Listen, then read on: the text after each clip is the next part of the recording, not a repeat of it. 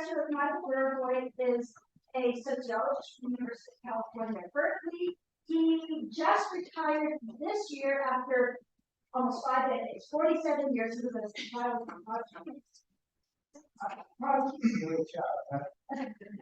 And so he got the job, really job that he then worked for 47 years at Berkeley and trained over 80 PhD students. He then also has been an ethnographer, many of my colleagues work on ethnography, and he's published a number of really important books, including Manufacturing Consent, Politics of Production, the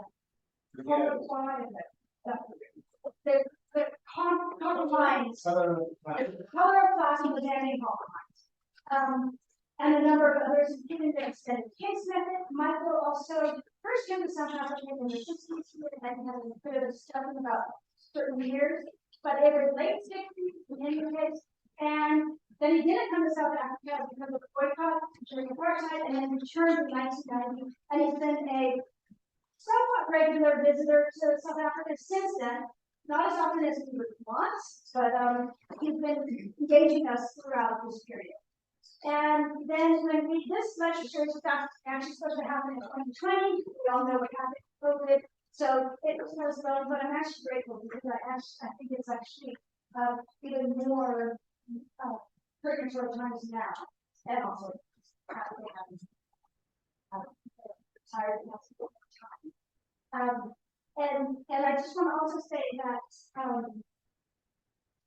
this series has been, we're co-hosting it. Fish and I, through our own respective locations, I'm in the Department of Sociology. Fish as principal investigator of the Emancipatory Future Studies program in the International Relations Department. And I will give credit to Fish as his project has funded the program.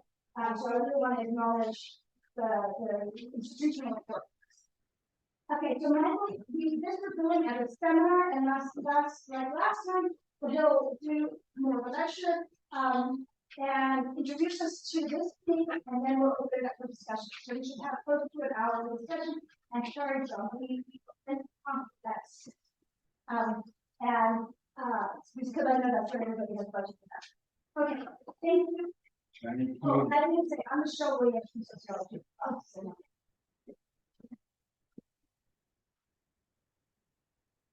Okay, thank you.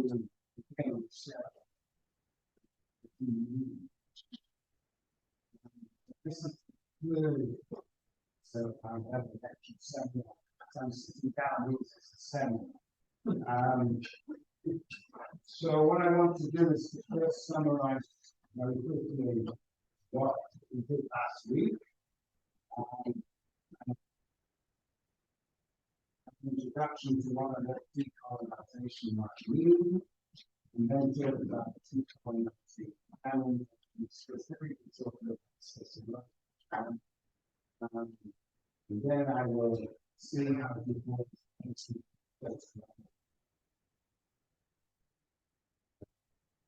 so challenges that Du Bois poses to sociology, challenges that sociology poses to Du Bois. So let me start with my summary. Look, in the opening lecture, I tried to intervene it should go global between the idea of public sociology and critical engagement. And I argued that the notion of public sociology, which emerges from my own experience here in South Africa in 1990 and other years, the sort of engaged sociology of South Africa and global South countries, is quite different in some ways from the public sociology that one might find in the country like the States, where there is a hyper-professionalization of the discipline of sociology. So I summarize the difference that public sociology in the United States is introverted. Very much a discussion amongst these four types of sociology: professional, public, policy, and critical. I might say that whenever I go to countries and talk about public sociology, they look at me rather askance and they think, he's this guy talking about public sociology. Obviously, sociology is public, but it's not obvious in the United States. It's that introverted character in sociology in the United States that I see as very significant from the critical engagement of here and elsewhere. That is extroverted. The inspiration for doing sociology, the engagement with public social problems, public issues. All right, and so there are these two extremes of public engagement, which is really extroverted, and I take as my prototype of critical engagement now to be W.B. Du Bois, who was expelled from the academic world and from sociology in particular. Expelled is too strong. His life was made very uncomfortable, and he, for several reasons that I talked about in the first lecture, he decided to abandon the professional activity and engage in sociology in the world beyond.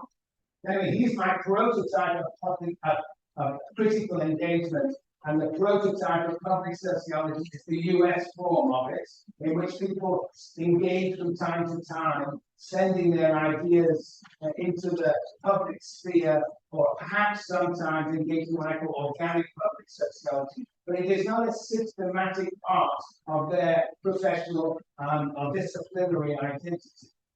I think one could argue that Webster, Walters, Simons, Michael Barnum, Fagin, Mazzaro, who I just, thanks to Mandler, I have just become acquainted with, that these famous South African social scientists, sociologists are somehow in between the extreme of critical engagement and public sociology. That is to say, they do have a base in university, but they are very much externally oriented. So Du Bois really didn't have a base in the university, except for in the very beginning and for 10 years that he talked to us. All right, so that was the first project, was to sort of enter into, see if I can bring Du Bois into the debate and critical engagement of public sociology. The second lecture, or seminar, was focused on the debate between racism and capitalism. That, of course, we know only too well, was really at the core of lecture and continues to this day to be at the core of South African sociology. Though, of course, with the addition of gender, sexuality, and other things, other dimensions of notions of domination. But at least in the apartheid literature, the Marxist apartheid literature, the question of the relation between racism and capitalism, sometimes even referred to as racial capitalism, was obviously at the center of the concern. And this inspired Cedric Robinson in his now canonical text, that Marxism, the making of the radical tradition, inspired him to actually make what he saw in South Africa, what was particular to South Africa in the debates at the time, the 1970s and 80s. He universalized the apartheid world of South Africa and made it a global phenomenon. So much so, also arguing that racism preceded capitalism was at the very foundation of Western civilization. And in this regard, Du Bois, for Cedric Robinson, became a terrain of struggle in which he tried to demonstrate that Du Bois actually moved from Marxism to the embrace of a black radical tradition, which is what I talked about last time. And my argument was that Du Bois, far from actually moving from Marxism, remained a Marxist for the last 30 years of his life. An argument might be made by Robinson, an argument he doesn't not actually make, that if Robinson had focused much more on the writings of Du Bois on Africa, the Negro in 1915, the black folk then and now in 1939, and then World in Africa in 1947, he may have had a better chance of demonstrating the affiliation of the voice to the black radical tradition.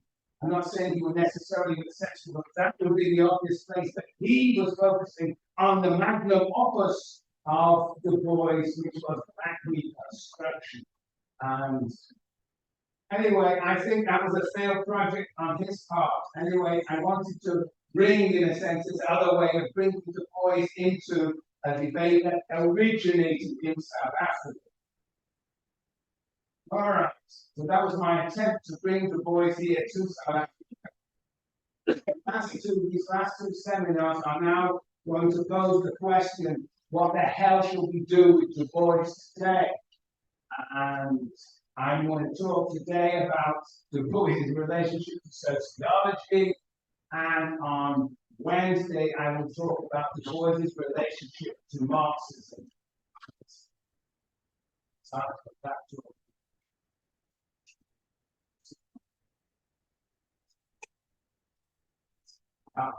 Marxism. And you may wonder why this old white guy is talking about black Marxism. Well, we'll see on Wednesday. Okay. All right. How does one begin? Talk on decolonization. Where on earth does one begin? Well, I was thinking that perhaps one way to begin is to refer to Achille Benedict commentary on decolonizing.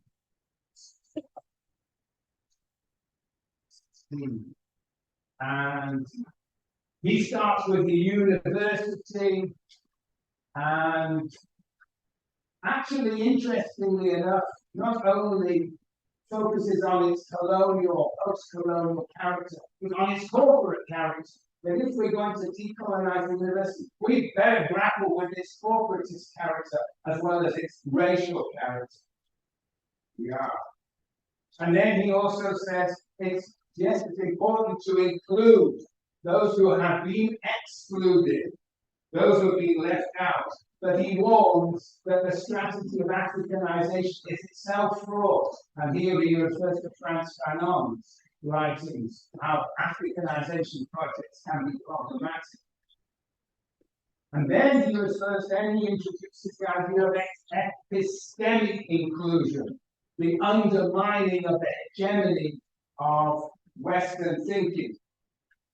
And in the end of the article, appeals to a sort of universalism that the university should convey to its participants and to the world beyond.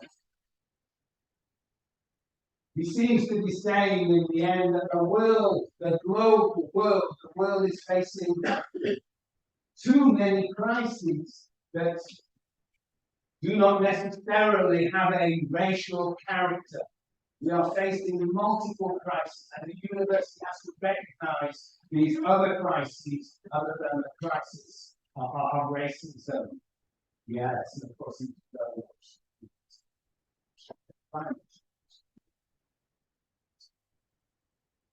so I'm going to try and take off from his sort of universalistic ending when I talk about the decolonization of Canon.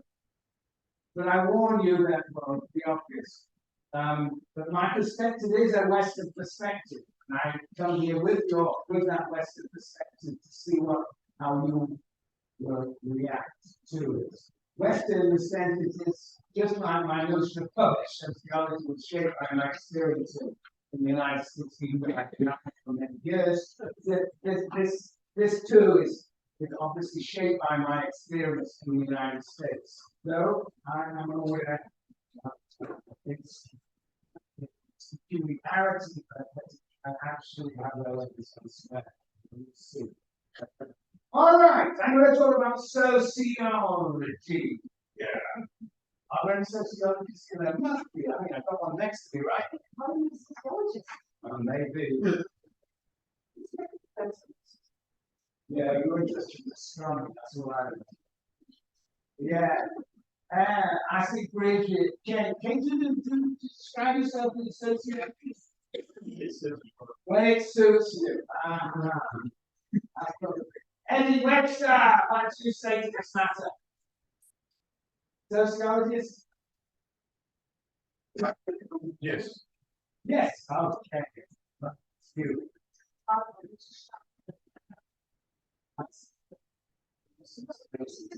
Good. That's good. Are you any such companies? Yeah, absolutely. All right. Okay. So, well, anyway, it is a strange discipline. Very strange for the social sciences. In that it still refers, in many places of the world, to so-called founders, Marx, Weber, and Durkheim. Yeah. I mean, if you're a real social scientist, you should forget your founders, but not sociology, not yet. But, no.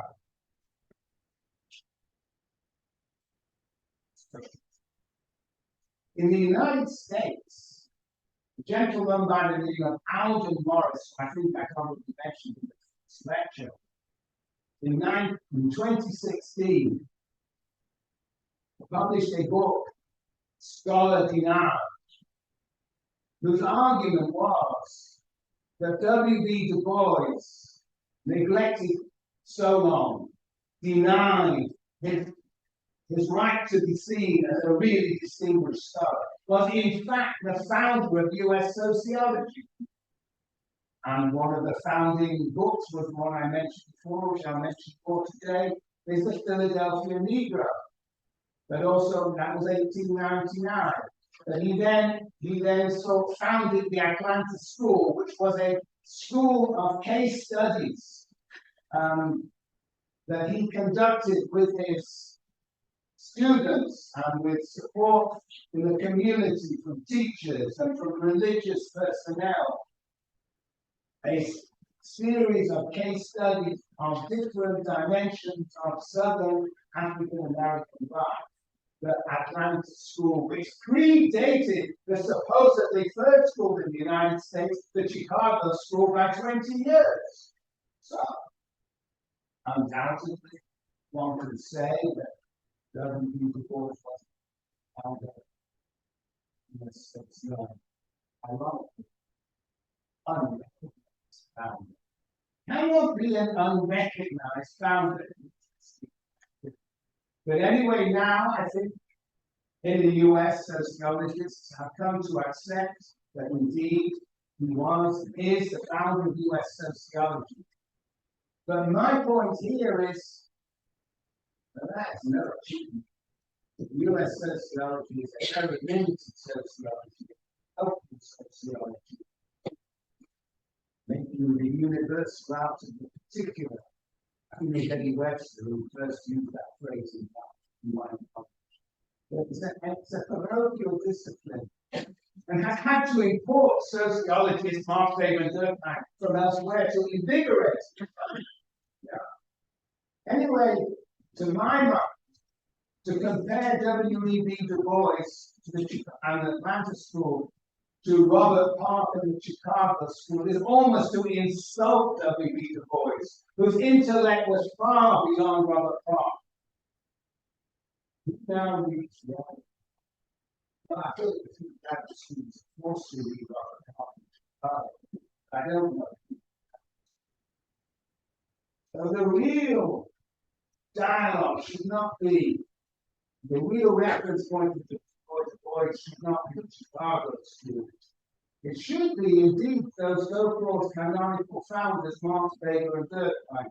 And I'm going to spend much of my talk today talking about the relationship of Bois and Marx, Weber, and Durkheim.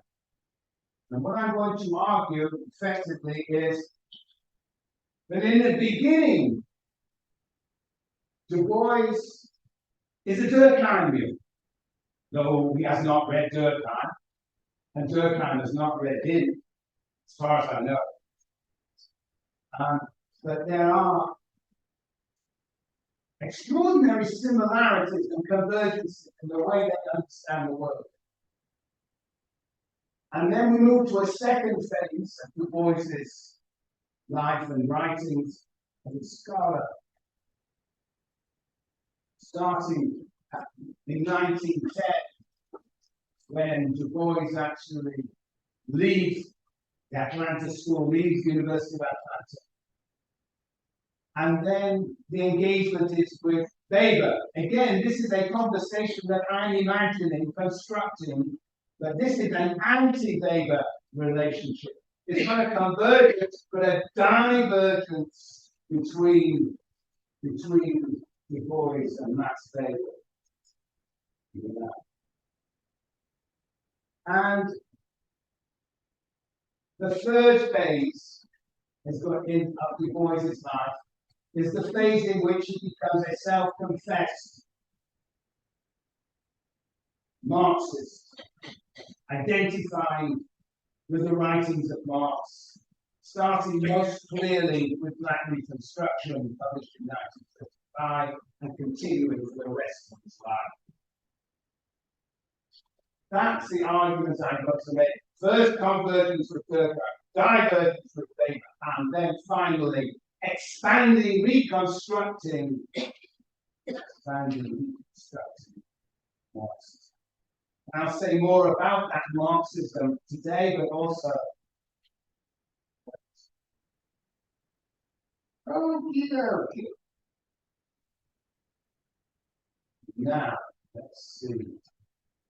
So the first question I want to raise is, what should we do? Not with Du Bois, but what should we do with the canon? Well, there are many, of course. No. There are many, of course, there are many, of course, who stick with the canon. I mean, somebody like me, an ancient guy who's been teaching social theory for 40 years, I have an investment in Marx, Weber, and Durkheim, and it would be a hell of a lot of work to actually produce a whole new type of theory. And I'm not alone in the world in this regard. To actually familiarize yourself with the writings of these prolific figures and the writings, the commentaries on them, is a huge investment. It is not surprising that Marx, Weber, and Durkheim carry on. And it is the new generation who could afford to overthrow them. But let me say that's my first response is restoration. Orientation to the canon. Start with restoration. Now, what happens in reality, I will not speak for what happens around here, but in the United States, and I think in England too, and the other countries, what people who teach and take theory seriously, they now add on various other theories, and there's a whole smorgasbord of possible add-ons. And W.B. Du Bois figures probably as the most prominent add-on to this day. It is interesting that feminism didn't do an add-on, it sustained a critique of sociology, in my view. But of course, there are feminists who have now entered into the add-on realm, the sort of periphery, the Marx, Weber, Durkheim plus. Anyway, I'm concerned here with Du Bois. And I think today most people teaching theory do add Du Bois on. And it often becomes a sort of a random assortment of theories, and it's not always clear what connects them all. So that's the sort of restorationist, rehabilitationist perspective, maintaining the core and Marx, Weber, and Durkheim patterns. The second perspective is what I call the rejectionist perspective. Yes, reject the canon, throw it out. But there are two approaches to the rejection. On the one hand, there are post-colonialists, Marx, Weber, Durkheim, these white guys from Europe, very much shaped by their lived experience and the issues of the time at the end of the 19th century, 20th century. But they're out of touch with issues that are of great importance to us today, not least questions of imperialism, leaving Marx aside. Well, we could discuss Marx's position. Durkheim and Weber turned out not to be so simple. That you can extract visions of imperialism from all three of them. But anyway, the argument for rejectionists is that they come with blinders. People argue that all good social theory has to be blind. That is how you produce theory. You make simplifications. But anyway, the rejectionists are coming two types. The post-colonialists, concerned with the blindness of these white scholars, made of 19th and 20th century. But there are also the positivists who have no time for social theory, who also think it's antiquated, that Marx, Weber, and Durkheim operate with old, out-of-date methodologies. And so the interesting thing would be, if we reject Marx, Weber, and Durkheim, we may find ourselves not with a vision of post-colonialism, but with a vision of empiricism. And we would migrate to the suburbs of economics, which may be where we belong. But that is a risk. Rejecting the canon may allow in those that we really don't want to define the meaning of sociology. Yeah.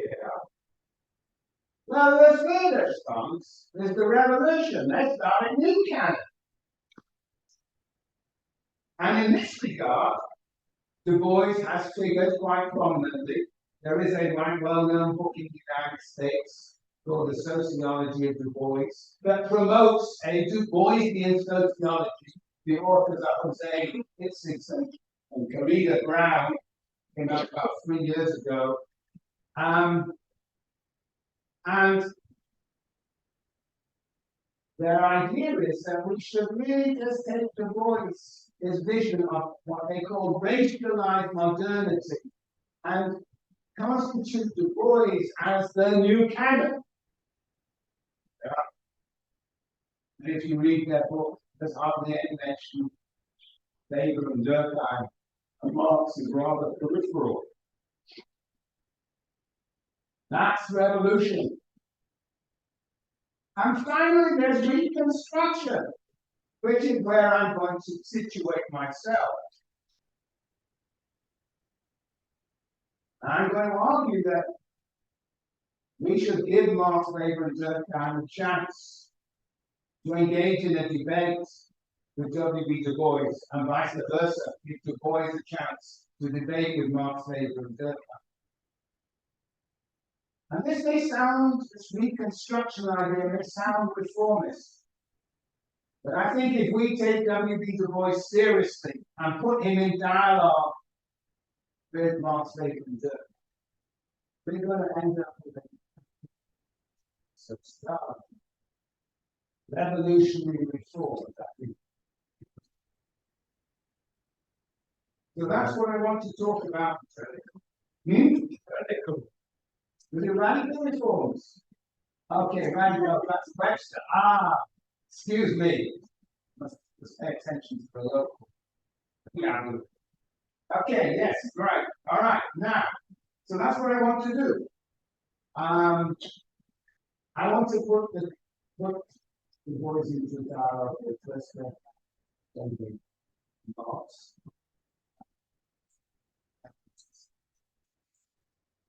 I'm not going to be able to do this many things for fashion. 9 o'clock. How many minutes, Michelle? We started at 20 past. 4 past. An hour? Is that okay? It's not trying to less than my house. 15 to 20 minutes.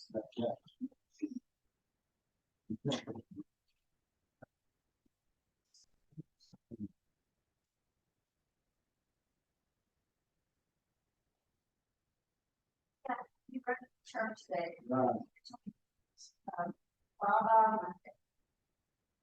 Baba Monday just means that Baba Monday, which basically says, are you all we can? She doesn't. That's what she did. All right, so I'm not trying. All right, let's go. The Philadelphia Negro.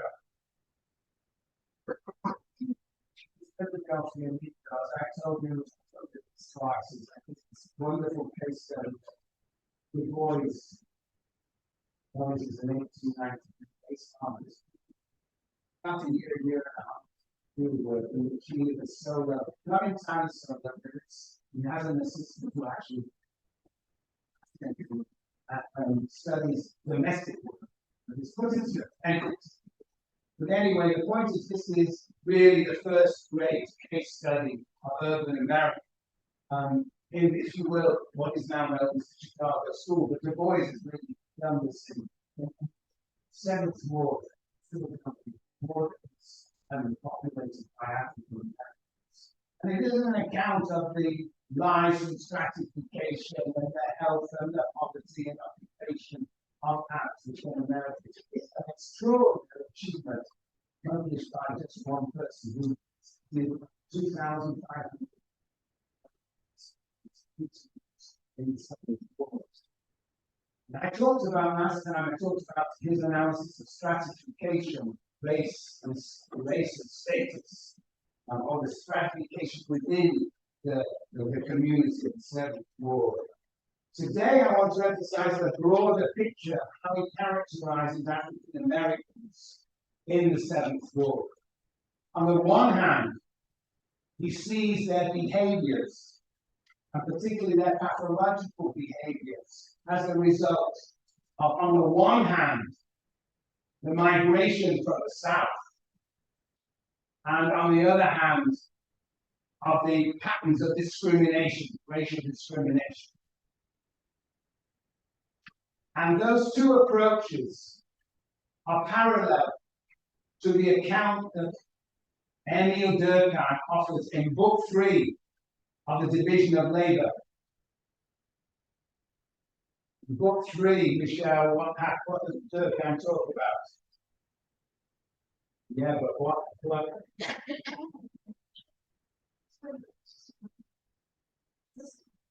Well, what does he talk about in Book 3? Oh, we better come back to Berkeley. Oh my God.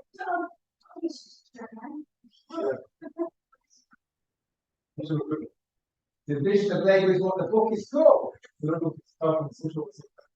I'm sorry? That's the organic solidarity in basically Book 1, chapters. Come on! No, It's the most important part of Durkheim. The radical Durkheim. chance of actually. No, you and your resistance. Sorry. It's the abnormal forms of the division. The abnormal forms you have to read. Book 3. You can't read it. Talcott Parsons only never read Book 3. But in Book 3, what Durkheim says is that in the world out there, division of labor does not produce organic solidarity, it produces its more resistance, but he says conflict. And there are three types of abnormal forms of which he's really focused on two. One is the anomic division of labor. And the anomic division of labor is a reference to the conflict and disorganization that emerges from rapid transformation of society, or rapid transition from one society to another, or transition from one phase of life to another.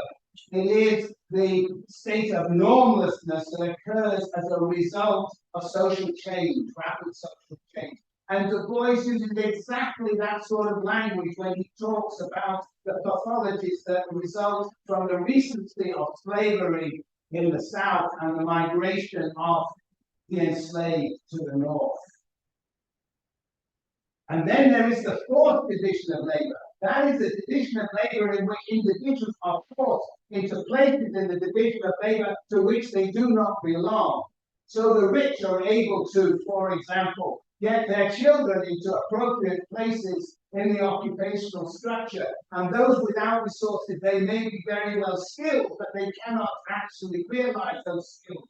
Durkheim then says you have to have affirmative action. And he also says that when there's a forced division of labor, there is usually power relations, and those power relations have to be undermined. That relations between capital and labor are power relationships which do not produce solidarity. That you will only get solidarity when there is interdependent relationships of power equals between capital and labor. This is radical stuff. Anyway, my emphasis here is that the forced division of labor is very much akin to the idea of racial discrimination as Du Bois described it in the Philadelphia.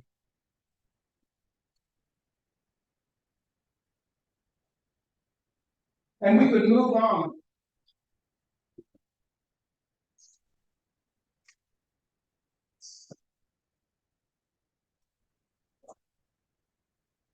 I've left out that whole thing. Well, don't worry, we'll come back to that at the end. Don't get distracted.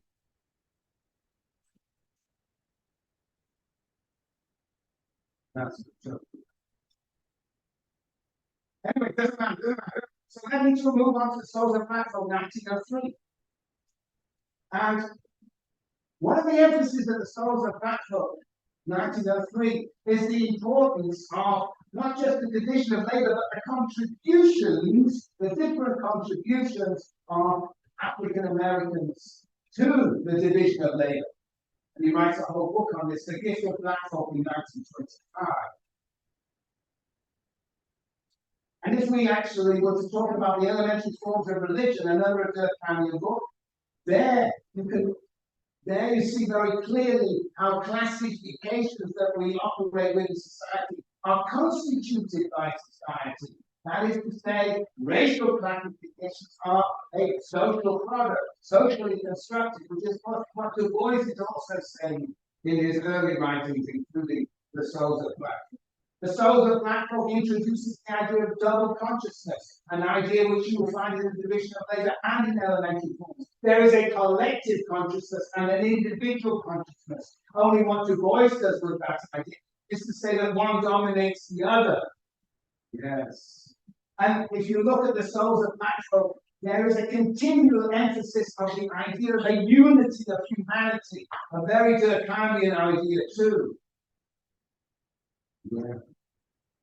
And at the end of the elementary forms of religion, there is this tension between science and religion. And you can see that tension appearing in the early works of Du Bois too. On the one hand, the recognition of the power of religion, the significance of the legacy of African religions amongst the enslaved, on the one hand, and the importance of understanding scientifically the conditions of existence, the conditions of existence.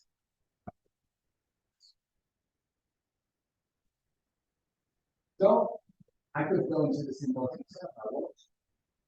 There is a convergence between there is a radical Durkheim I hinted about, but there is also a conservative Durkheim, and that's more like the Du Bois, the early Du Bois, the reformist Du Bois, the idea of Du Bois trying to demonstrate to whites that we are part of the same singular humanity, and that we each have different contributions to make to humanity. All right, let's go on to Weber. This is anti-Weber now.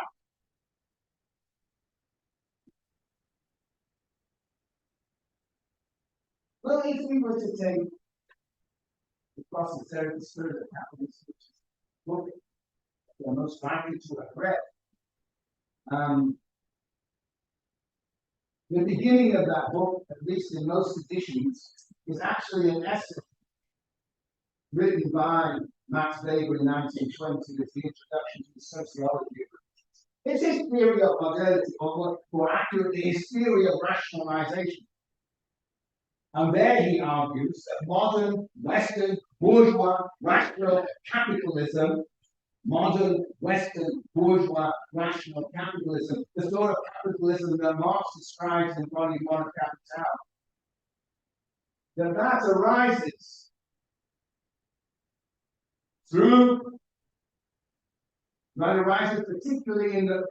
peculiarly in the West, because of the religious antecedents, in particular Protestantism, in particular Calvinism, the idea of predestination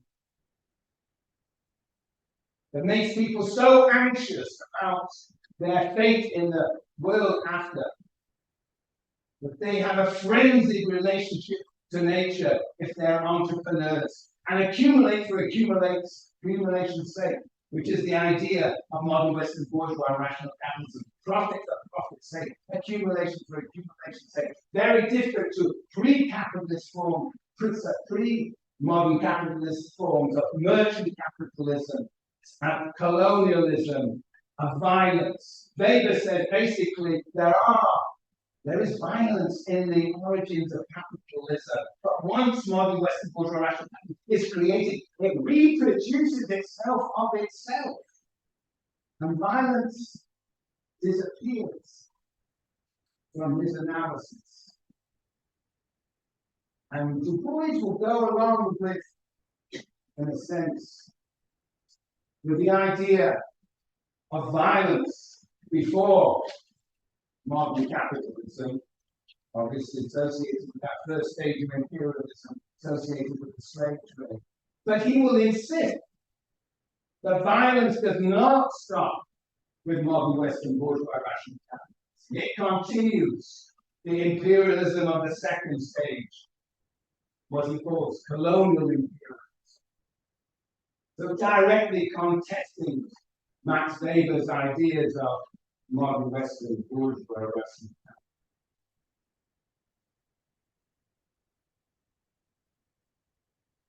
capitalism. Now, Weber starts out that essay that I referred to with asking the question, what is so peculiar about Western rationality? Yeah. And he's claiming somehow the superiority of Western capitalism. And what's so interesting about Du Bois, if you read it carefully, is he never denies the superiority of Western civilization. Never. But he says, how is it that it is superior? Well, because it has appropriated all its ideas, its material resources, its political system, its architecture, appropriated from other parts of the world. It's very eloquent, so is the white rights.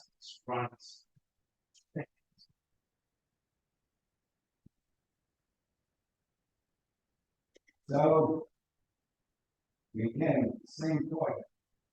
Points in favor. And I don't disagree about the features of Western civilization and its superiority, but have very different understanding of its origins. The favor. It's tricky, actually. But as a first reading, one has to conclude that the superiority of Western civilization is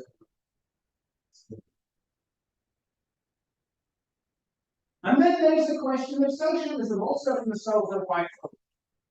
How Du Bois is really interested in a democracy based on the plurality of experiences. Not a liberal democracy based on suffrage, but now he's taken a much more radical stance.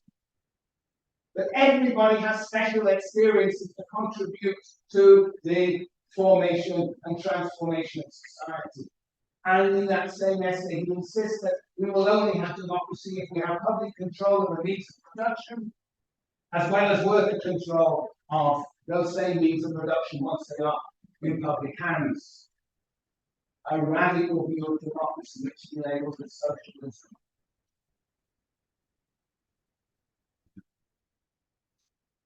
And there are other essays in Dark Water that elaborate the idea of socialism, quite radical, imaginary notion of socialism I spoke about.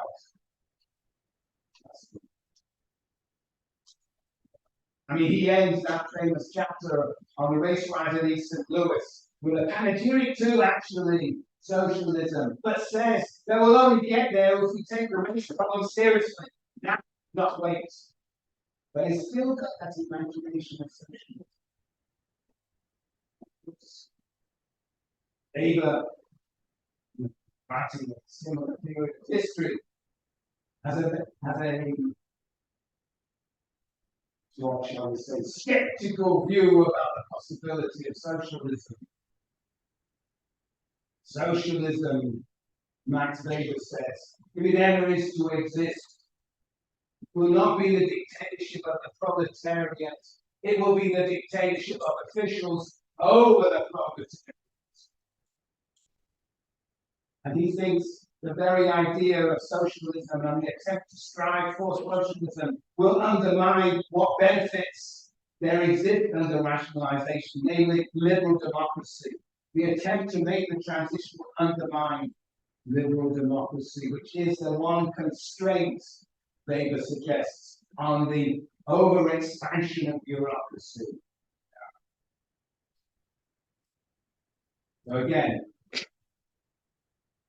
Weber versus. Let me refer to one other complex and interesting debate between the two. Yeah, of course, this is Marx and the relation between science and politics. Weber insists on the separation of science and politics. The science, the scholarly world, has to be autonomous from politics. In his very famous, beautiful, canonical essays, Science is a Vocation and Politics, extraordinary essays. Every graduate student view, and we should reread them. A lot to say about particularly this. He has a perfect description.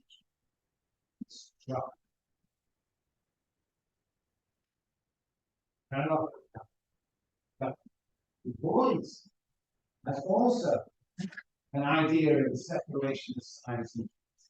If you were to read the last chapter in Black Reconstruction, 1935, it is called The Propaganda of History.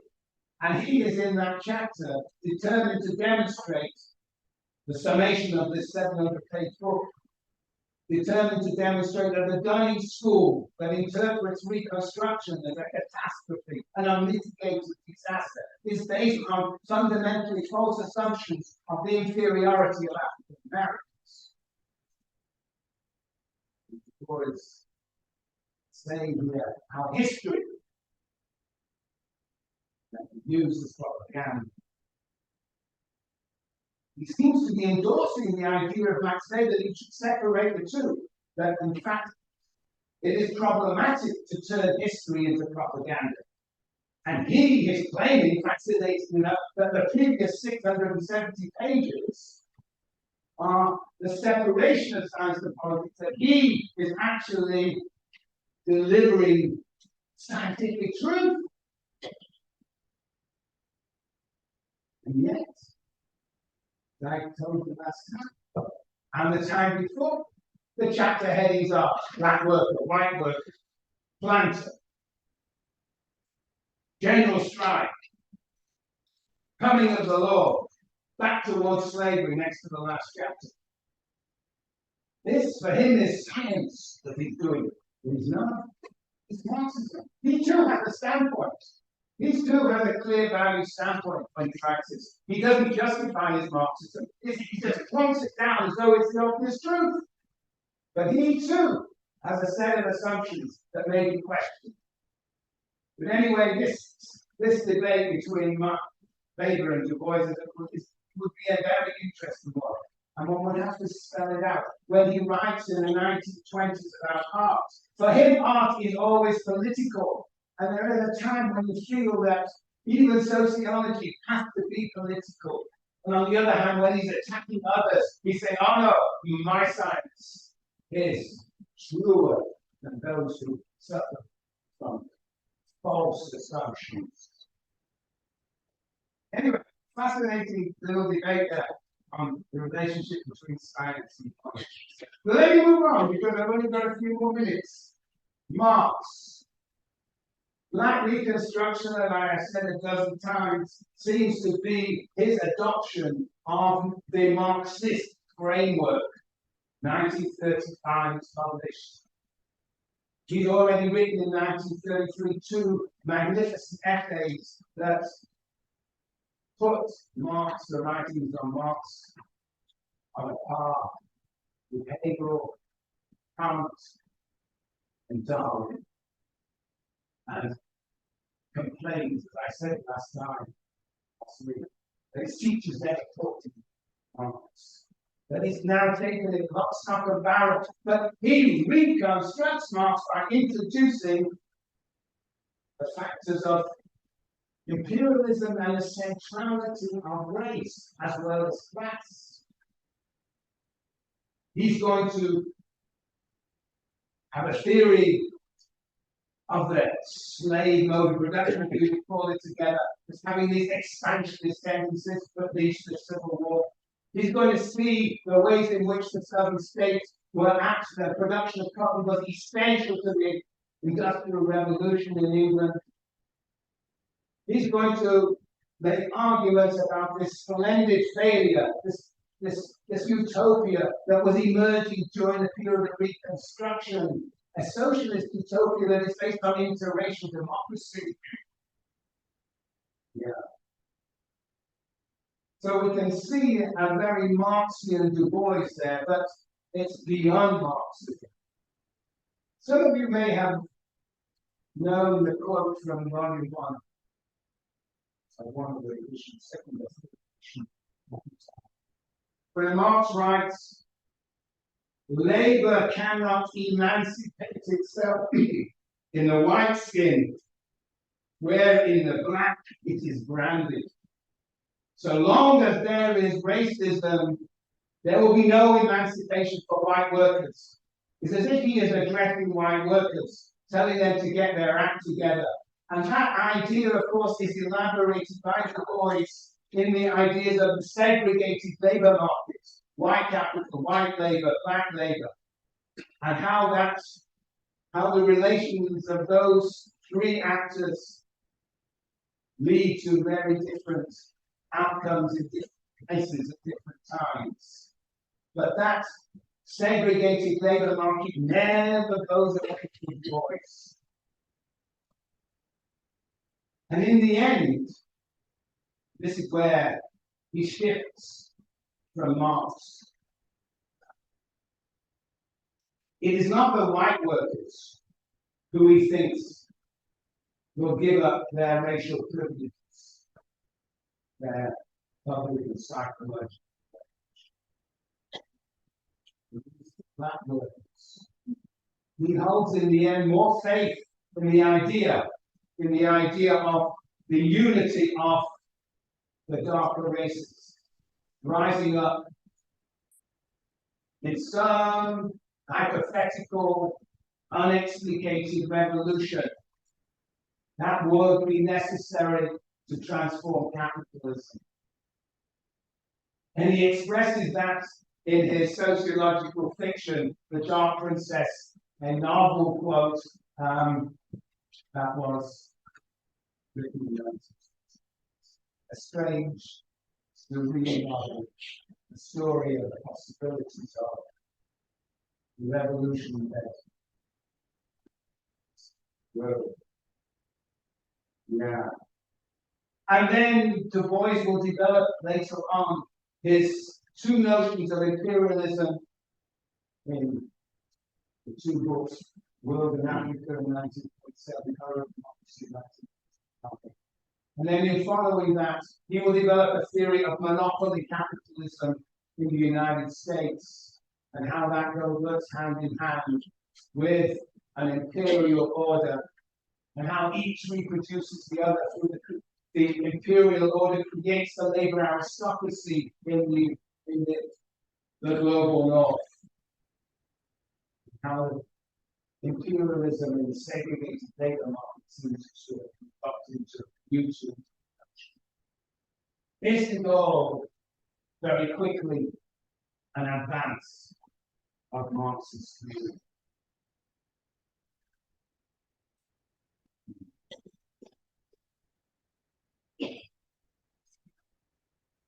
So, since I'm really running out of time, I will come to my conclusion.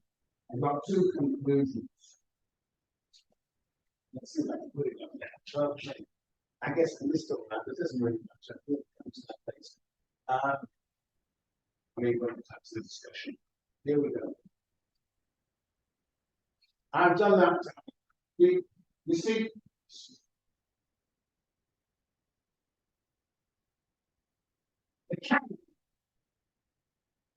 the canon has, yes, I'm just going to be very brief. The canon has to have some foundational, has to have some foundation. The whole idea of having a canon is to have foundations. And Marx, Weber, and Durkheim, and Du Bois have to have certain characteristics to be foundational. And I suggest there are four there. You have to have a theory of history. This is a moral science based on each of them that has a morality, a set of assumptions upon which moral assumptions upon which they build their theory. They have a conception of society and they have a distinctive methodology as well as a particular way of actually implementing and exemplifying that methodology. They all produce some classic empirical work. So, first and foremost, a canon has to have foundational figures. But a canon is also historical. It was created in the United States by a fellow called Parsons. And those canon, what was the canon? Durkheim, Weber, Marshall, and Pareto. You don't need to know who all these people are. But they were all independently coming to the same theory, the voluntaristic theory of action that Parsons glorified. He was the great theorist, Parsons. Parsons himself then drops the economists Marshall and Pareto, and we're left with Durkheim and Weber. And what happens? Parsons is writing in 1937,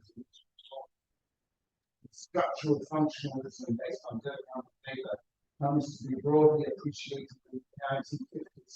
And then comes what? Slow but sure rise of civil rights movements and toward the student movements. And Parsons' ideas based on common values, a consensus in the US society is destroyed, disappears. And a whole new canon emerges, which does not get rid of the old. It includes Durkheim and Weber, but now we include, yes, Marx. Parsons had excluded Marx. Marx was only relevant to the 19th century, has no significance for the 20th century. He was coming up for a surprise. This was, of course, the Cold War period. So anyway, with the movements, the social movements of the 60s, a new canon emerges of Marx, Weber, and Durkheim. What I'm trying to suggest to you is that canon is dynamic. It has a history. It is not fixed in time. Yes, it reflects actually the unfolding of history out there. Yes. So that's the historical point. And then there is the relational aspect of the canon. The relational aspect. The canon is not just made up of some assemblage of individual theorists. It is a relationship amongst theorists.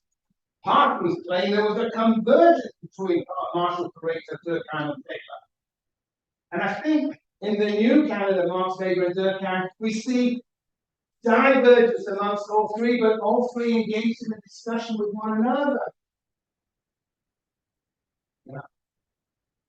And we have a new reading. Durkheim becomes radical, whereas he's conservative under Parsons. Is a rereading of Durkheim, a rereading of Weber that focuses on Weber's theory of domination, a rereading of Marx.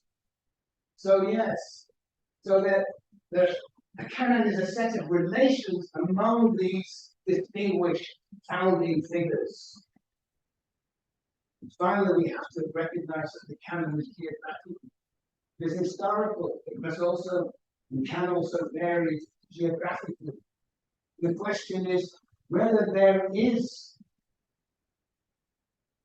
in different countries there will be different canons. And if that is the case, what on earth does sociology mean?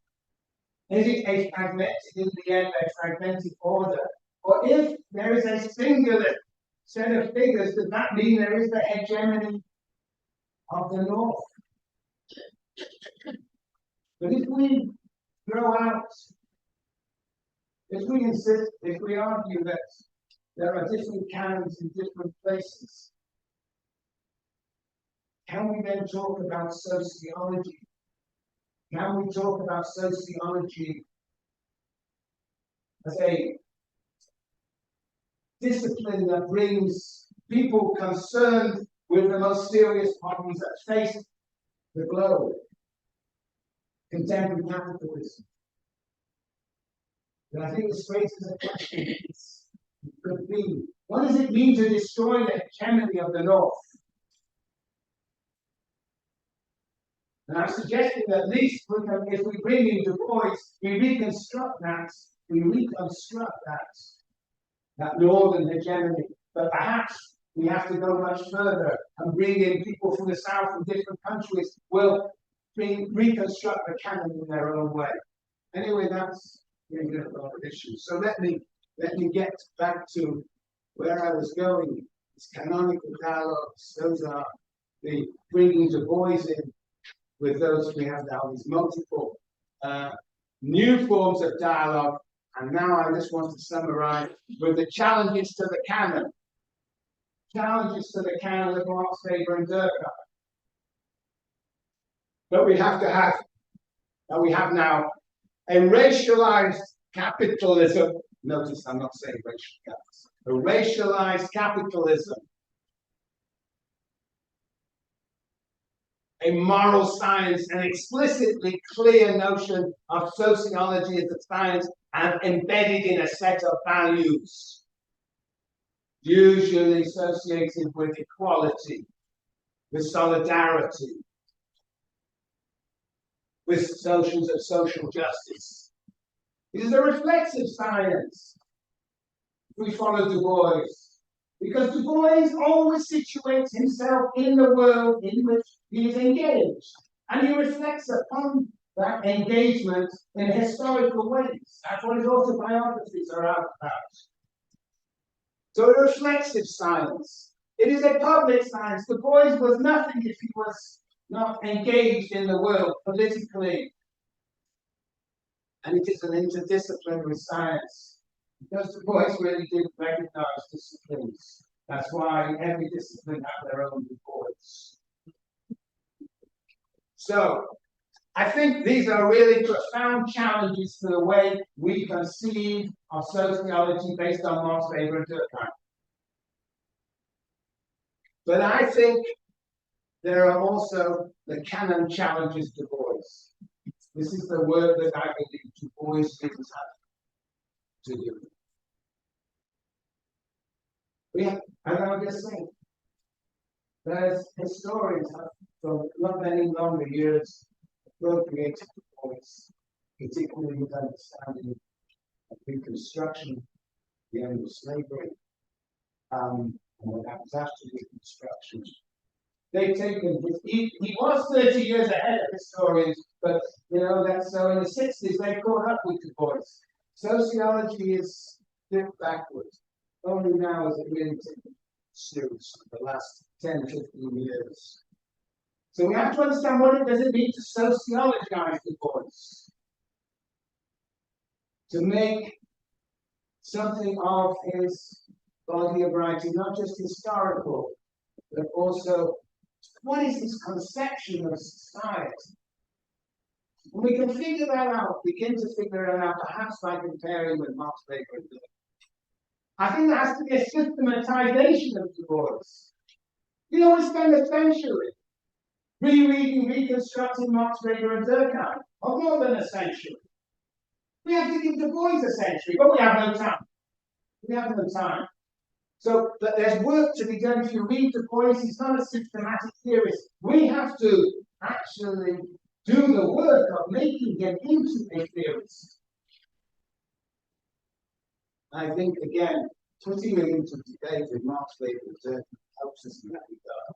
And what I've insisted in every session, the historicity of Du Bois' writings, how he changes his mind, how he expands his view, how he includes new understandings of different parts of the world. We have to understand Du Bois as no singular Du Bois. There's a temptation just to take the Du Bois you like. It's like going into a supermarket. Just pick out from the shelf whatever you want. Don't pay. But no, with Du Bois, you've got to recognize his work as totality. And finally, we have to engage the critique. Vindication is an if you want to develop the ideas of Du Bois, you have to look for the contradictions. A theorist is only as great as their contradictions. And we have to work with those contradictions. And there are many contradictions in the writings of Du Bois, particularly as his writings do change over time. So, again, I think putting him into dialogue with Marx, Weber, and Durkheim would also push Du Bois himself. Yeah, there is a temptation amongst the newfound Du Boisians in the United States is to think that whatever Du Bois says is true. That is not the justice of us. That is where God spends.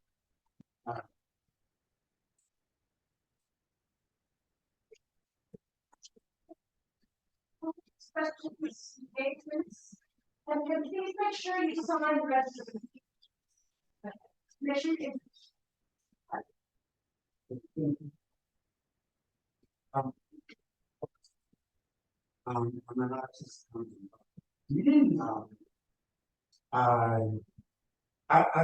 I'm not teaching anything. I'm not a social scientist. I'm actually an artist. But some of the terms I might use might be articulate as definitions of words. But we're talking about decolonization and we're talking about the words. You pronounce it in words. Okay, I'll take this conversation. So for me, when we talk about decolonization, one important thing for me is firstly acknowledging the voice of the black people living in a period where black people in the diaspora were harshly oppressed. So there cannot be a conversation, I think, of much value if we don't locate the voice in a time where there's George Washington Carver, Booker T. Washington, Marcus Garvey, Du Bois. And when we talk about the critical engagement of sociologists, we cannot ignore that Du Bois was one of the key organizers of the first International Pan-African Congress and the second one.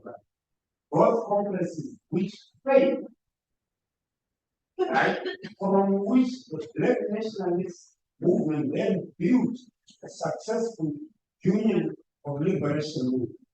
So, a critique of Du Bois' critical engagement is called. And then lastly, I'm not sure you correct me if I'm wrong, but Dr. U.T. Norton graduated doctorate in sociology, or maybe not, but he did a degree, a doctorate in sociology. And I'm now, for us to reflect a bit, what's the legacy of Du Bois, particularly in that geography of territory where you occupy. What's the relation between the Philadelphia Negro as a text and the Philadelphia Negro who's on death row right now, Lamia Abu Jamal, member of the Black Panther Party, which considered itself as the sons of the early Pan-Africans, are the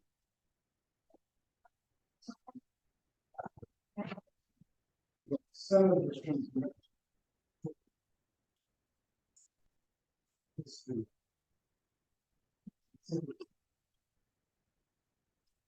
I have not talked about that. And I don't think the Black Panther is important. They withdrew on more likely to draw. That's not. The Bois had not been rediscovered at the United States. He had been isolated and self-help. Yes, the states.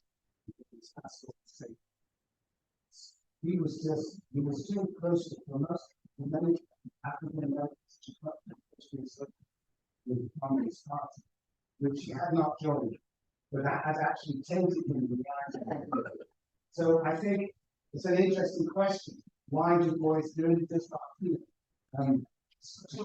to the background? He was seen still as the author of the Soul of the Platform and the relatively conservative. So that's why I have to think very carefully about the mentality.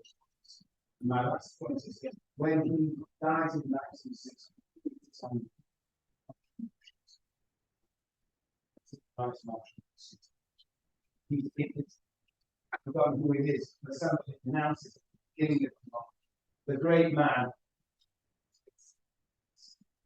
So there was a recognition of his significance, but his real significance lay probably between, most importantly, public significance between 1910 and 1913, perhaps on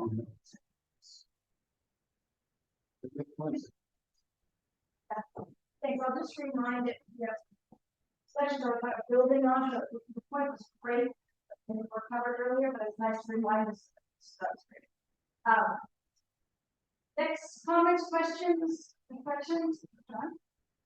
Just want to check. What you are for?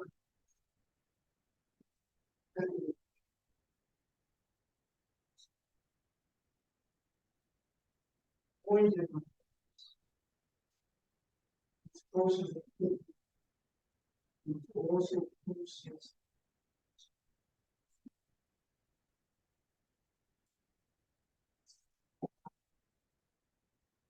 Really, textual historical processes. Right? Always statement.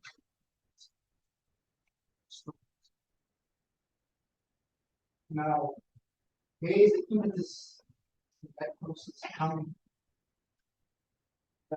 What I know a little bit, it seemed maybe send this movement.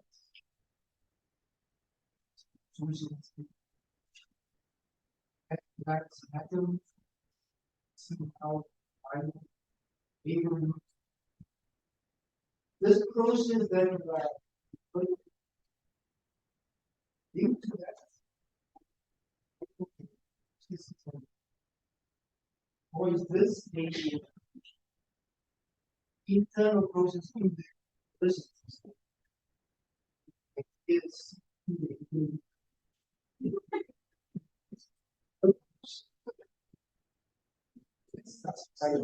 trying to figure out the next big possibility why the last 20 years we've seen the boys taking university sociology still clearly the movements and productivity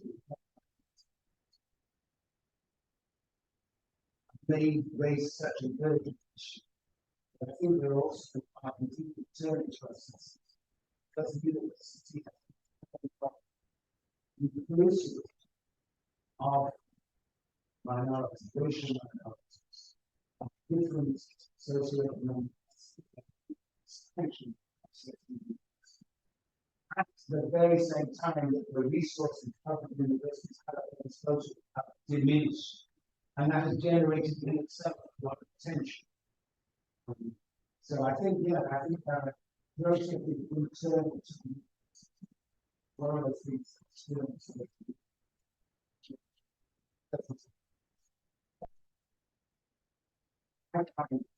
somewhat unsatisfactory with the very selective appropriation of the most conservative.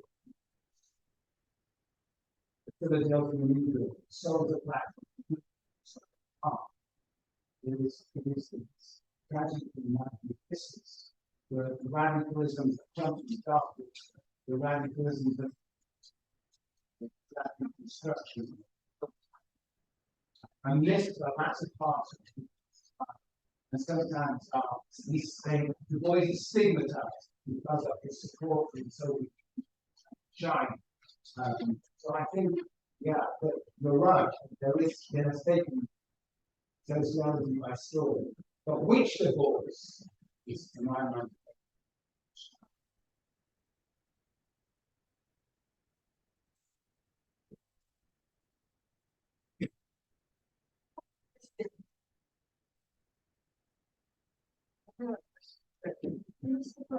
Yeah, I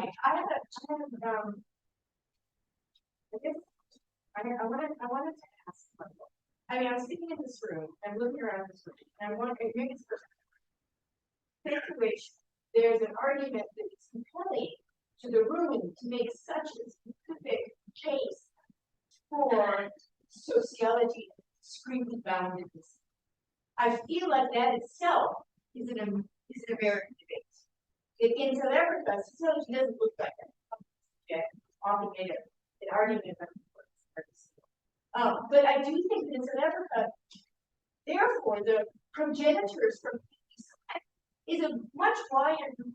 So I'm curious about the stakes of Du Bois here and the stakes around sociology here. And so it's more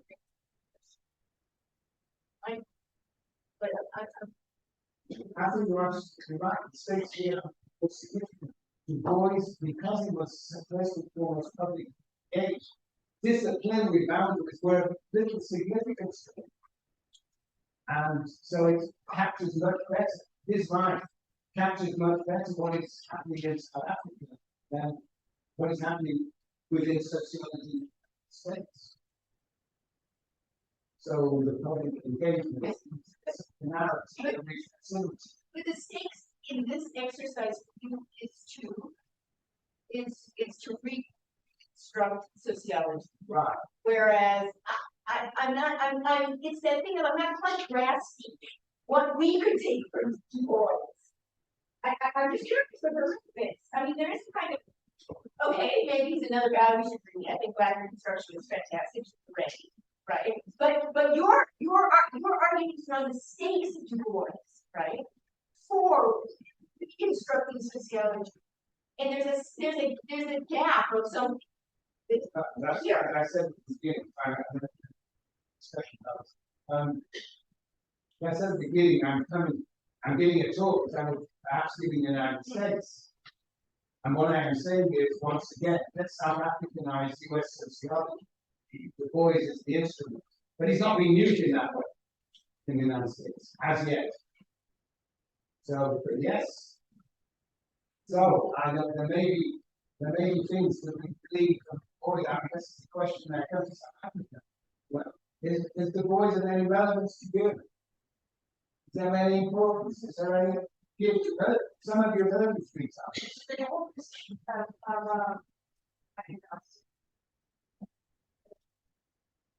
Ask that question. So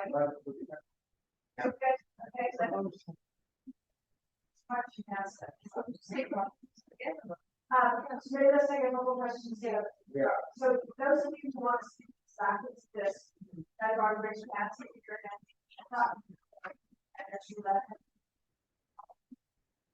I'm going to go in the order of that. Where Avinash, I know that's what I'm saying. There was quite and it's probably helpful to come back to.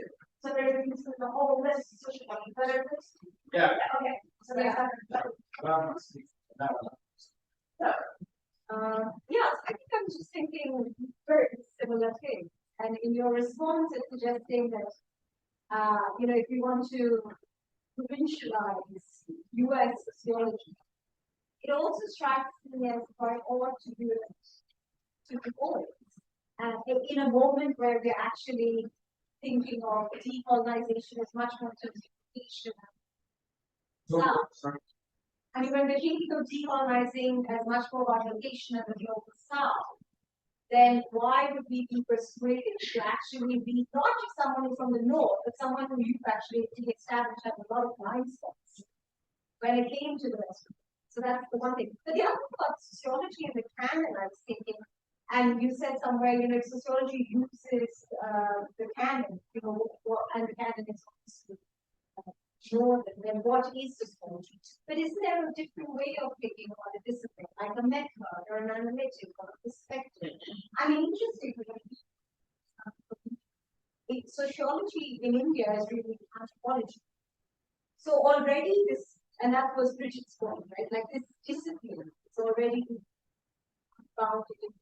And it might be interesting to think why, how that Indian one could be in the US.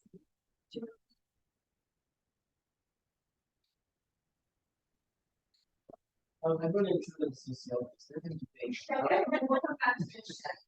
Claire? Yeah, so I mean, I think those folks run right. So I also have the two lectures. So forgive me if I don't hold proud, but okay. So I taught a course on the canon at University of Pretoria a few years ago, and I was given a little bit of liberty. And I managed to start with Du Bois just to de-whiten it. And it was successful. 2 years later, a student came to me and said, "Oh my God, that changed my life. It made me into a sociologist, I got white." But having done that, the thing that continued to bother me was why did I have to use Du Bois to make the canon no longer be white, rather than any number of South African women who also are dealing with sociological issues in a very broad definition of sociology, right? So I think that's a little bit what Richard's asking. And the thing that worries me about this, the bit where he talked about sociologizing and systemizing the voice, and for us to do the work of making them a theorist. And I'm thinking about the very great violence done to Marx's thinking when sociologists start to try and sociologize Marx, right? And thinking about also the difference in people who are doing things. Okay, so yes, Du Bois was a sociologist, but probably in the same way I'm a sociologist. I have a degree in that field. But that's not really what motivates me intellectually. I'm motivated much more by questions of how to transform society. And I certainly think that for Marx and Du Bois, that was by far their bigger motivation, right? Which also means that the fact that they are not systemic about certain things, although they are certainly, I think, very systemic about other things. Perhaps it's less to do with contradictions or whatever in their thinking, that may be more to do with responding to the needs of the moment. Right? So I'm not saying that it makes them perfectly fine sociologists, but I am kind of worried about the sort of violence that we potentially do to such thinkers when we insist on putting them into the box of sociology, that in a sense, a kind of process of canonizing them. In the literal way that saints, when the church canonizes them, get turned into people who never did wrong, except for maybe St. Francis, right? And that's so potentially a process of sanitizing them. So that's like two issues for me that I'm trying to understand within that thing about, if we're canonizing Du Bois, are we not just pleasing them into the box that the Lord has created and called sociology? And then I think, of course, read about why not draw other thinkers to do sociology in our context, or not just putting the South honors in the paper. So, Very great. Avinash? I'm going to have a question. Yeah, thank you. So first of all, I'm not a sociologist, so let me put it on that. So I am coming from an interdisciplinary perspective, and I realized that a lot of the the talk itself is kind of inherently shows the contradiction, because on the one hand you're trying to uh, radicalize or redefine sociology, but on the other hand you're also saying that the challenges of the Canon, the way he challenged it, was interdisciplinary, and you're also trying to make sociology interdisciplinary. So and this is coming from the idea that um, a lot of confusion that we have from this is that a lot of discussion around decolonization is being approached, and that's a very problematic position as far as I'm concerned, is the idea of giving a formula for decolonization. Like, what is decolonization? I recently attended a talk in philosophy, and it was about so there was a very, I'm drawing from the writings of if I'm pronouncing the right correctly. The second name is Bureau. So from there was some kind of formula being derived that how do you define decolonization. So are you not? I mean, do you see any kind of such formula being derived from Dubois, which can be then clubbed and understood as a way to decolonize, or you are only trying to use Dubois to change US sociology and not the idea of decolonization? What is it? So that's the kind of conclusion that we have. That's the conclusion. And there's Kate, my nope. My vocal. Okay. Thanks for, I think for me, I'm also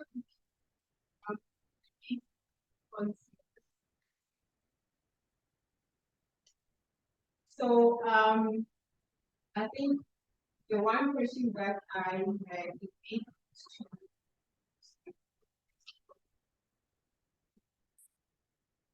our understanding. Hard to fast here.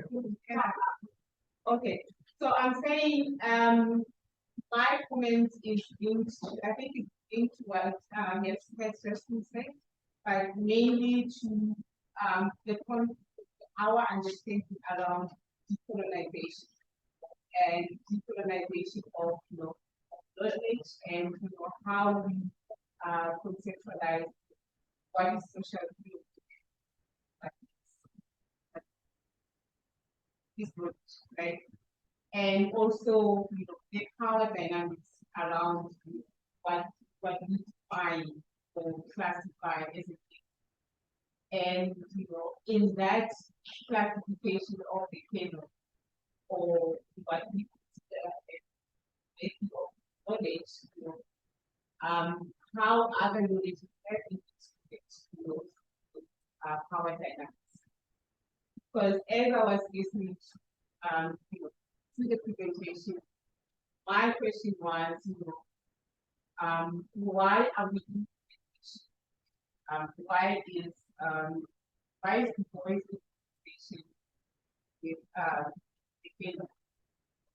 And why are we talking about sociology? Other people have been excluded from this knowledge production, right? And I think also the continuing same question I was asking, why should we be sociologizing voice and not the academic out? Because all of that knowledge that we're talking about, right? They are theorizing based on what they decided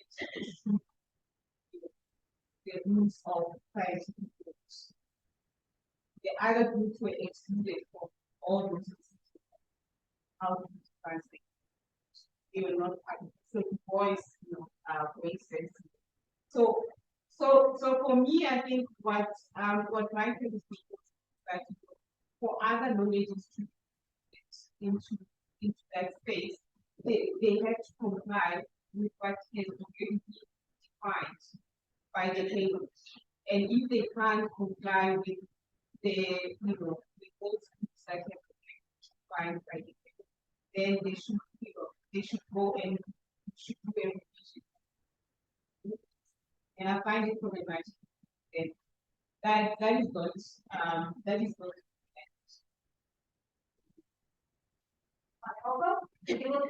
Please.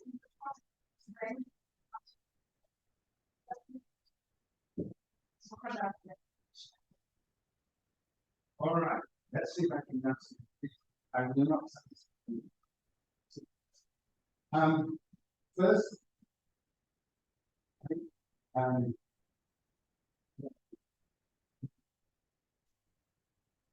and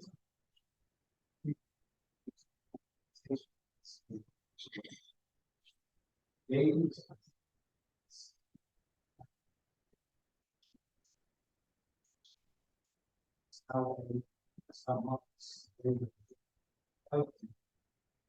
understanding constructing some severe traditions. So no, I don't think canonization stands.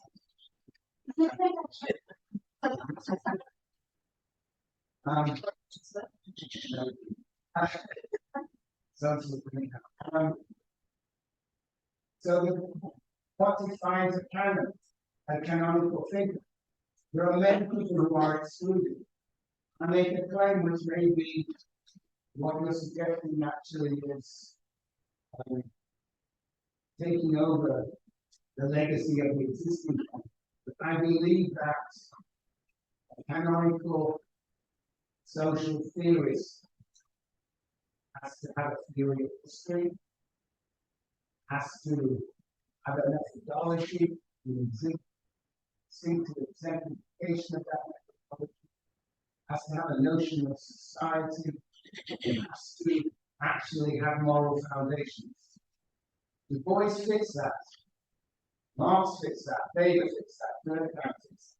So bring in others, and I'm happy in a sense to entertain them. But those are demanding. I am not with Raymond Donald to bring everybody in. That is one way to deal with the canon. Get rid of the canon, include everybody. 1,000 flowers will bloom. Sorry, I'm not with that. I'm not on that project. And that's not to say that you shouldn't be with it. That's not my position. I think that our understanding of the world develops by taking seriously the most serious contenders for a broad vision. And Du Bois, what does Du Bois have to offer?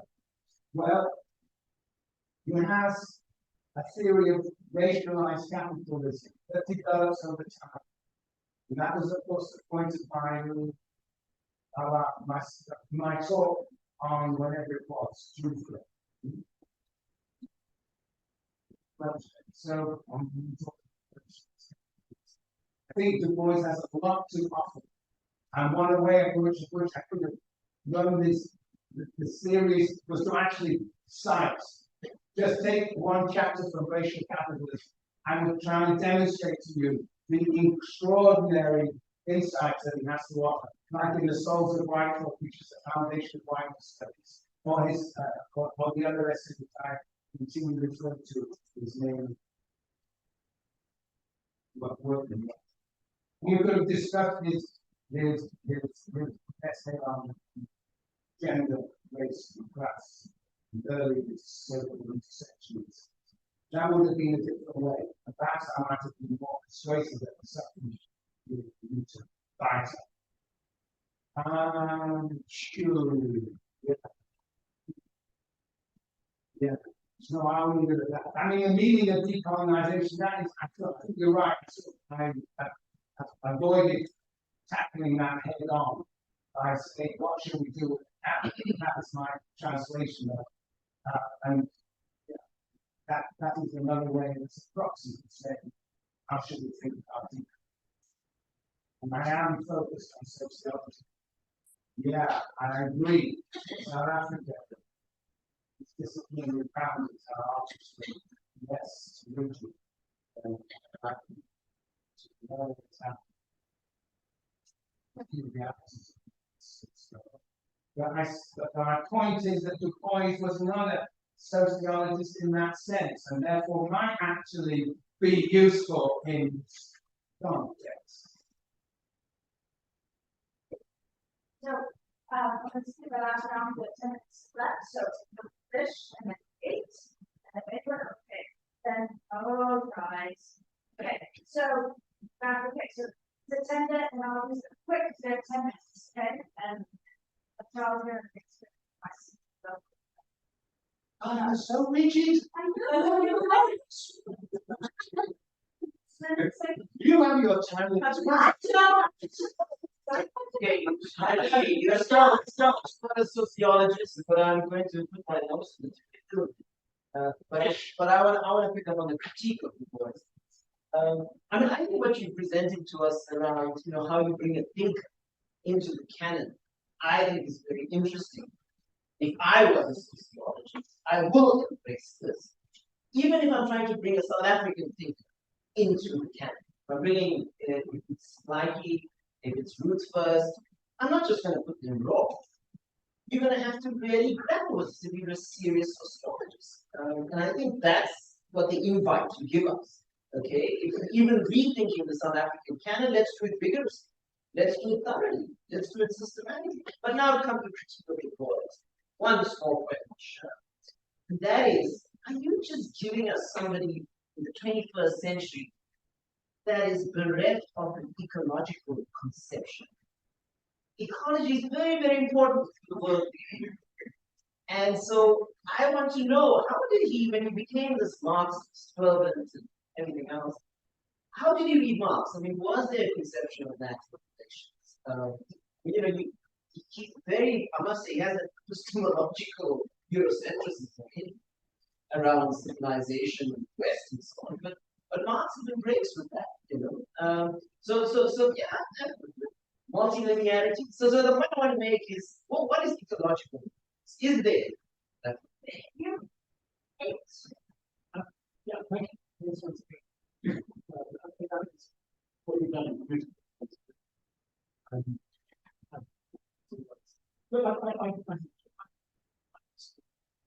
It seems to me everybody convinced whether we're trying to understand work, that's not the issue as I see it. The issue is more on canon, whether it's and let me broach it in this way. It seems to me that when you serve the sociology, there was a lot of critical purpose. You were pushing rather conservative, particularly around socialist talents, connect with the outside world, and perhaps with the hope that that would have an impact in the kind of study that they think that these people that's going to rub off. I'm not quite sure what you can do with conversation. Certainly, right? It's not really grab shoots. Stand the seven shoulders of with you. And maybe you put that part into critique to undermine the way in which you was being pedestaled. I'm trying to think about the political significance of what we're doing, whether it's intentional, whether it's unintentional. And it seems to me that it's double-edged. On the one hand, that we've seen the Bois to bring race into the mainstream of sociology, in the US in particular. South Africa is obviously less significant. But at the same time, you are by strengthening the sociology, by bringing Du Bois into debate, into an encounter, into relationship with Weber and Durkheim, to also say that he's part of this grouping. He's part of these people. It's not separate from it, it is separate, but he's also part of it. And I'm concerned that this is part of your overall project, sociological Marxism. Now, when I hear the term sociology, yes, maybe not. If I think of a sociological Marxism as being a Marxism, which is Marx, Engels, Lenin, Durkheim, it wants to make a few. I mean, it's not really a canon in the sense of I understand the kind of a canon. I mean, I can see if we call it a canon, tradition of Marx, Engels, and so on. But that's the work of the etc. I can see the value in seeing the connectivity between them. I can't. I'm with Du Bois. I can see the connections there, but I'm not really clear about the way we manage the water in a certain sense. I talk about that later. It's an interesting conversation. I mean, from one we have, but in terms of the political significance, and you're a very political thinker about something, what do you see as being the political significance of this? Now, check if I may just one. And then when people are into dialogue with each other, Labour and Du Bois actually did. I don't know what they said to each other. Do we know what they said to each other? You know, what do you think they did say to each other? I don't actually know what they said to each other. Because rather than just being a kind of theoretical thing about conversations, they become something more practical.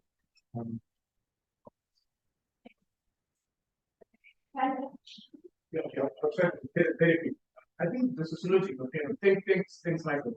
So I think the sociological game is powerful and resilient because Marx, Canon and Bois identify major transformative power that shaped modern society. And of course, respectively, it's capitalism, industrialism, rationalization. In your response to treat that, it seems as if you identify rationalized capitalism is that central thing that Bois identifying as a major transformative power in modern society.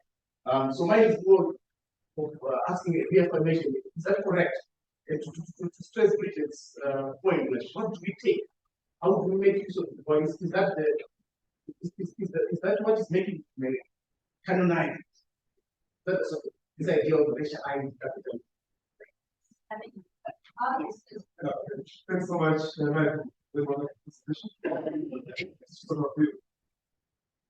want to ask the question. There's a Bois Canon necessarily to the decolonization of this. There's always just dividing the Canon, which is not necessarily going without decolonization as well.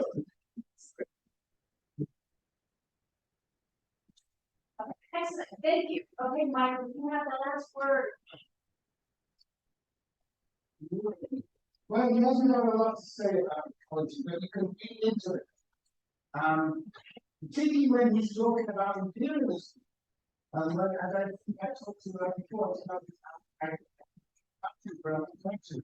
it means renditions of commodity fetishism stretched over the world when he talks about the ivory that is produced by forms of slavery in Africa, and he has a story about the aristocratic lady the ivory keys on the piano, thinking about that there is a sense there, and in that context, absolutely, and I think that's the elephant becomes half human, it's this nature-human relationship. There is a very deep humanism in his work that can be turned into your socialism. But that's what we have to do. All right. Look, what's at stake? I believe I'm walking on two legs. One leg is to rethink sociology. Now, the way I rethink sociology may not be novel. It's not to you. I'm coming from a different context. But I would make the claim that Du Bois does have a great deal to offer. Those are the, and it may be that you think you already do this. Racialized capitalism, a theory thereof. I think there's a lot to be drawn, which is what we're saying. Moral science, reflexive science, public science, and interdisciplinarity. I mean, Bridget started with, so yeah, we do this, it's all here. Well, I don't think it's quite all here. And if it is all here, fine, we may be more coherent. So that's the sociological project. I got a second project, which you, if anybody comes on Wednesday, they'll hear about it. It's the Marxist project.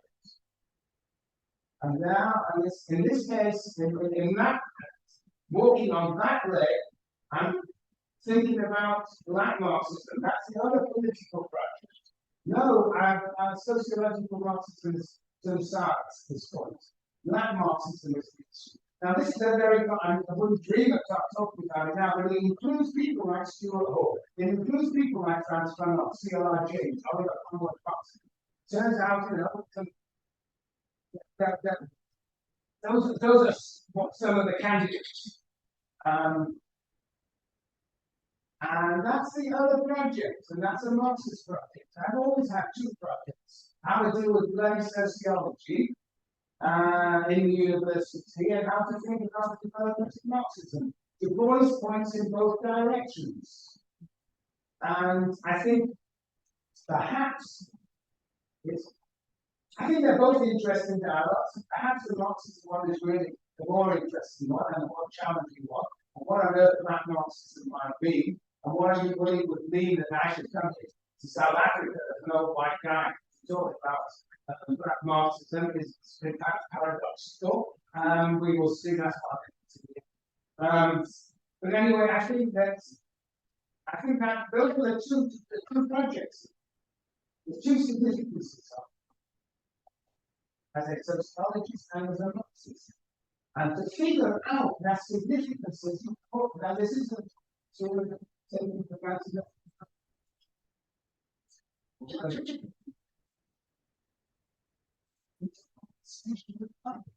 We've taken that seriously. Joseph Bishop actually gave the sort of defense of what I'm doing by his opening remarks before we went to the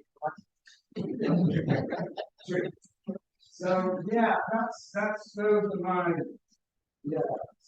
So I've got another choice to understand the voice. I really perhaps I'm not saying I'm not anything else to do. Just take one as but you need to have a look, you need to have a long course on this stuff. If I have made you interested in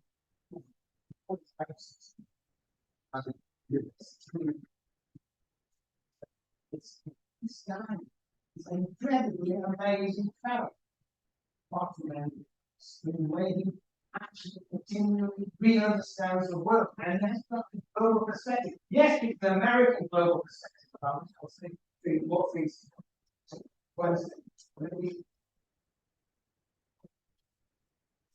Cease there. Yes, thank you very much for your comments. I will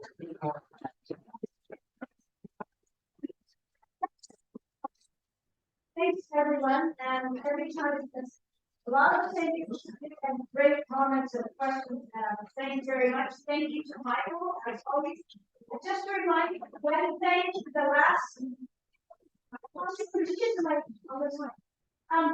The last lecture will be on Wednesday, where we got lots of notes as possible here. And there's a few more snacks things back there, so have a lovely evening. Thank you.